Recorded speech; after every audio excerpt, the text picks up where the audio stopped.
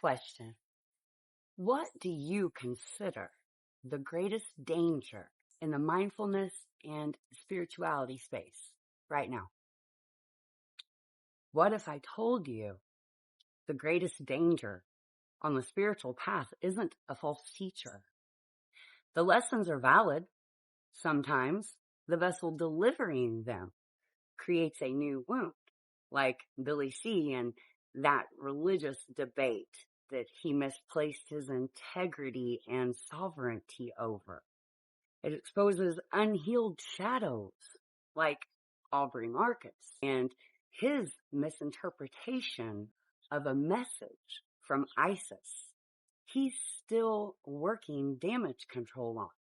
Or the very latest, former psychiatrist Samuel Lee and this manslaughter debacle he's been navigating since his Florida retreat in February 2025. In my opinion, the greatest threat is believing that a teacher is infallible. It's believing someone who may have changed yours and many others' lives has somehow moved beyond their own humanity. And here's the part that may sting. That includes me. That includes you. Because awakening doesn't erase the ego. It simply gives the ego a new vocabulary. Welcome back to What the Frequency. I'm Sarah Sigma. This is a place where remembering is sacred, healing is rebellion, and where we don't outsource our discernment to anyone. Today isn't a hit piece. It isn't about building up ourselves while dancing on others' backs. It's definitely not about canceling anyone. Who am I to even attempt that? It isn't about deciding who or what is good or bad. Nay, it's about something much more important. It's about how every teacher eventually becomes a mirror. Today, we'll briefly look at a few well-known public figures whose stories have sparked conversations about leadership, accountability, discernment, sovereignty, and shadow. Not to judge them as people, but to ask, what can we learn? Because that's what wisdom does. It learns. We will use the rose ray of unconditional love, along with the blue ray of divine truth and justice, to create an understanding of how to prevent this in your own life. Carl Jung described the shadow as the parts of ourselves that we don't consciously recognize or accept. Spiritually, I see shadow as anything within us that remains unconscious enough to drive our thoughts, intentions, and behavior without our awareness. It isn't evil. It isn't something to fear. It simply asks to be seen. The problem isn't having shadow. Every human does.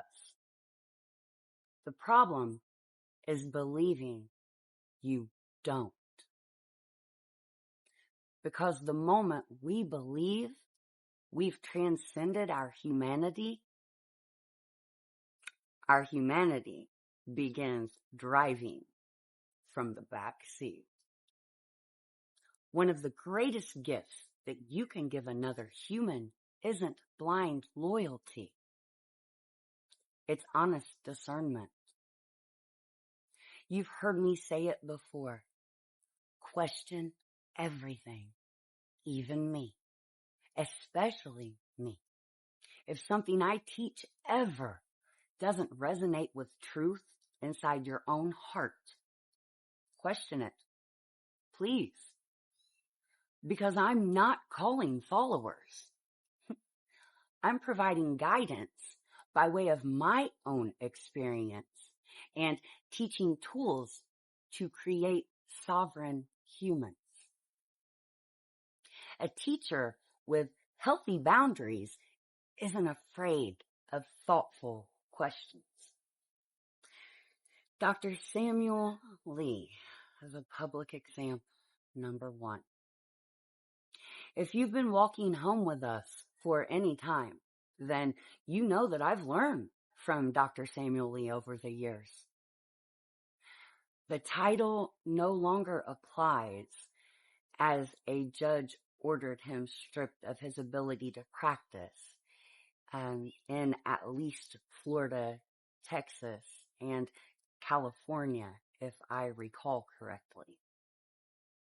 Recently, it was publicly reported that he was charged with second-degree manslaughter in Miami-Dade County in connection with the February 2025 unaliving of Tina Sodi during what authorities describe as a wellness protocol at a retreat he was hosting.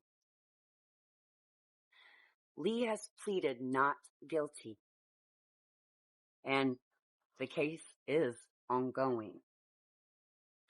From what's been released, Sodi was under Lee's guidance and care, partaking in his heart protocol ceremony, where there's multiple modalities used across a few days. The autopsy report stated that she had DMT, MDMA, and ketamine in her system after authorities arrived to find Lee performing CPR while she was still in the sauna, where the parasite cleanse recommended by Lee amplified the effects of the substances, the arrest report says. I'm not here to decide guilt or innocence. That's the role of the courts. What I am here to say is this. Situations like this remind us that titles, credentials, and influence never remove our responsibility to remain humble, accountable, and open to examination. No teacher, including me, is above that standard. Example number 2. Many of you also know of Aubrey Marcus, another that I no longer align with myself. He's openly shared deeply personal experiences involving altered states, mystical encounters, and major life decisions that he associated with those experiences. Maybe most notably, the message he received from Goddess Isis in the Pyramid Temple space, where he shared that he was told to impregnate a woman who wasn't his wife. People interpret those stories differently. Some see profound spiritual insights. Others see psychological projection. My takeaway isn't to tell you which interpretation is correct. My takeaway is this. Every insight deserves discernment. Every download deserves humility. Every powerful experience needs to still be tested by love, ethics, and responsibility. Not every thought that feels profound is meant to be shared publicly or acted upon in private or otherwise. Example number 3. Billy Carson has educated millions of people about history, symbolism, and ancient civilizations. After his widely viewed debate with Christian apologist Wes Huff, Billy Carson's public response, including legal actions and statements made in defense of his reputation, topic of discussion online. I'm less interested in the debate itself than in the 4 questions that it raises. How do we respond when our ideas are challenged? Do we become curious? Do we become defensive? Do we become willing to grow? Every one of us has moments when criticism activates our nervous system. Growth isn't measured by whether we're criticized or not. That's inevitable. It's measured by what we do next. Here's what these stories have in common. Not guilt, not innocence, humanity. Because every single one of us is as capable of brilliance as we are blind spots, of wisdom and woundedness. The question isn't whether shadow exists. The question is, are we willing to become conscious before the unconscious shadow begins making the decisions for us? Before placing anyone on a pedestal, including me, ask yourself, does this person encourage my sovereignty or my dependence? Can they acknowledge mistakes? Do they welcome honest questions? Do they answer satisfactorily? Are their actions increasingly aligned with their message? Am I following truth or am I following personality? Those questions have protected me more than any self-represented guru ever has. Let's take 1 minute together. Close your eyes if it's safe. Take a slow breath in your nose and slowly release it out your mouth. Now, ask yourself, where in my life have I confused confidence with certainty? Where have I defended my identity instead of seeking truth? Where am I asking someone else to carry wisdom that I'm capable of cultivating within myself? No judgment, just awareness. Because awareness is where freedom begins. Take one more deep breath. Exhale longer. Return. Friends, discernment isn't cynicism. It's love with clear eyes. And maybe it needs its own Claire identity. What Claire would love with clear eyes be called? Drop your contribution in the comments. Let's continue to expand. Humility isn't weakness. It's protection. Shadow work isn't something that we finish with an end result. It's something that we practice continually. The goal was never to find the perfect teacher.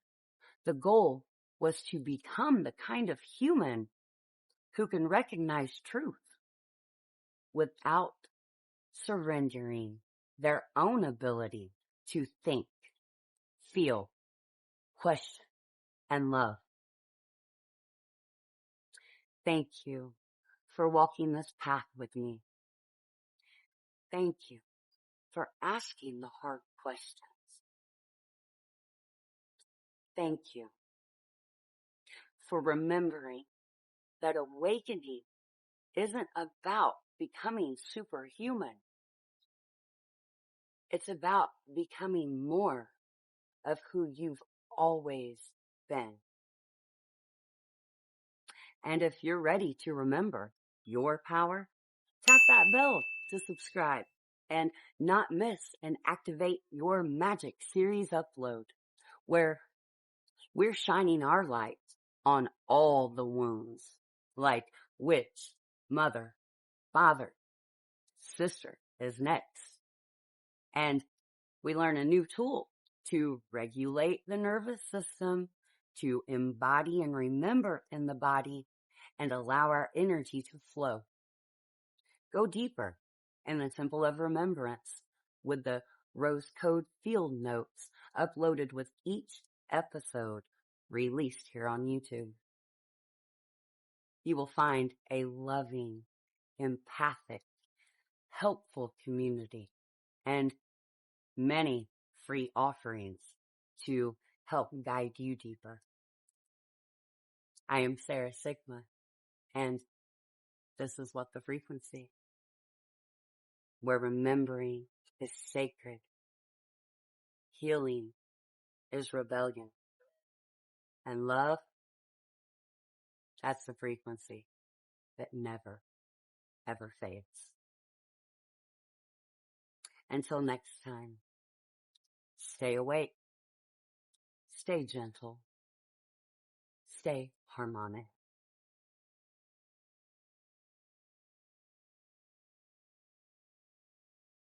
One love, one life, one mission. Aveo.